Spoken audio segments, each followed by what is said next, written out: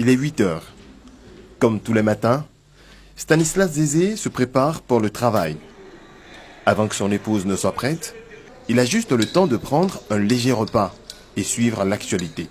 Il fait en effet partie de la liste de ces hommes qui ont construit leur richesse avec le soutien de leurs femmes. À l'heure du boulot, ils se rendent dans le quartier des affaires au plateau où se trouvent les bureaux de leur entreprise. Le président directeur général de l'agence de notation financière Bloomfield Investment Corporation est heureux de travailler avec sa femme.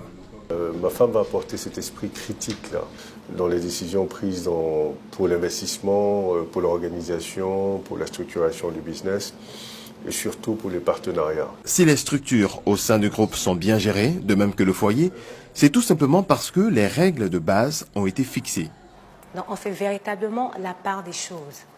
Quelle que soit la dispute qu'on peut avoir, une fois qu'il faut parler boulot, c'est comme si on fait complètement abstraction du différent personnel qu'on a. On met sur la table le sujet professionnel dont on doit débattre, on le débat comme il se doit. Jeanne Sissoko Zézé, cofondatrice de Bloomfield Investment Corporation, est également la directrice générale de 2 filiales de l'entreprise. Pour une vie de famille réussie, Stanislas Zézé et son épouse ont opté pour l'équilibre. Nous partageons les tâches à la maison. Ce que ma femme ne peut pas faire à la maison, je le fais. Ce que je ne peux pas faire, je le fais. Donc les rôles sont interchangés.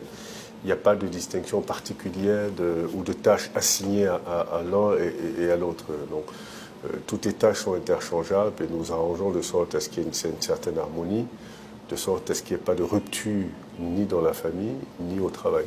Dans son entreprise, 70% des employés de Stanislas Zézé sont des femmes.